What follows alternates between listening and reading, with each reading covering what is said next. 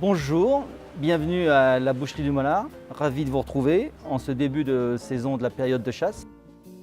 Aujourd'hui, nous allons travailler une selle de chevreuil. Alors, qu'est-ce qu'une selle de chevreuil? Une selle de chevreuil, c'est le dos du chevreuil. Voilà. Là, vous avez la colonne vertébrale et de chaque côté, une fois désossée, les entrecôtes. On va la préparer, on va la décliner de deux façons. Alors, je commence par dégager les entrecôtes.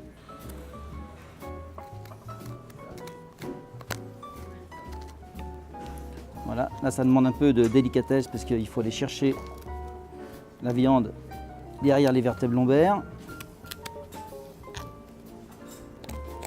Voilà, là on est sur les vertèbres dorsales. Donc on dégage les entrecôtes jusqu'au bout des vertèbres en laissant attacher par un tout petit morceau. Voilà, là on gratte sur les vertèbres lombaires. Voilà, ensuite la même chose de l'autre côté. Voilà, là elles sont dégagées. Ensuite on va ce qu'on appelle plucher les entrecôtes, donc enlever les aponevroses dessus.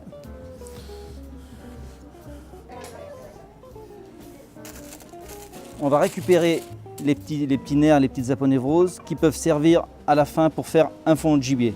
Voilà, la même chose de l'autre côté. Ensuite, on va également dégager les filets mignons qui se trouvent dessous.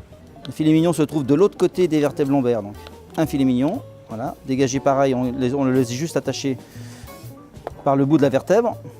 Voilà, on les remet en place. Voilà, ensuite ce qu'on va faire, on va couper le surplus d'os là, le surplus des vertèbres dorsales. Voilà, la selle est prête. Maintenant, ce qu'on va faire maintenant, on va la barder. Donc la barder consiste à lui mettre du gras autour pour éviter que ça sèche à la cuisson, pour protéger un peu les entrecôtes et les filets au cours de la cuisson au four. Maintenant, on va procéder au ficelage. Voilà, notre selle de chevreuil est maintenant terminée. Donc ça, c'est une selle de chevreuil qui fait pour jusqu'à 5 à 6 personnes. Donc la selle de chevreuil pour la cuisson se fait principalement au four.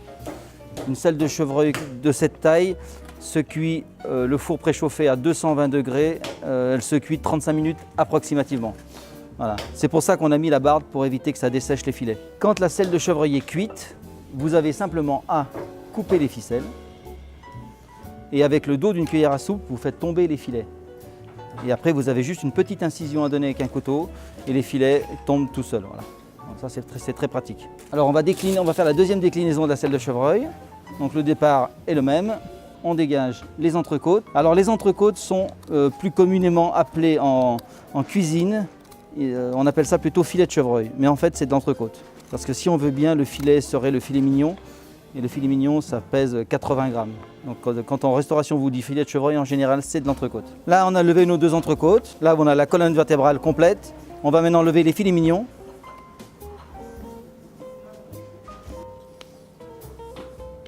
Voilà, la colonne vertébrale du chevreuil. Alors, la différence entre les deux, c'est que ça sera une différence de cuisson. L'entrecôte de chevreuil se fait à la poêle. Voilà, là, on la dénerve. Donc comme vous pouvez le constater, un filet mignon de chevreuil, c'est minuscule, à peu près entre 50 et 80 grammes. Voilà maintenant nos deux selles de chevreuil travaillées, une entière à faire au four, le four préchauffé à 220 degrés, la selle de chevreuil bien à température ambiante, approximativement 35 minutes au four. Donc les deux entrecôtes avec les deux filets mignons et ça se fait à la poêle. Une entrecôte de chevreuil comme ça entière, ça se cuit à peu près 2 à 3 minutes de chaque côté. Nous proposons également les accompagnements.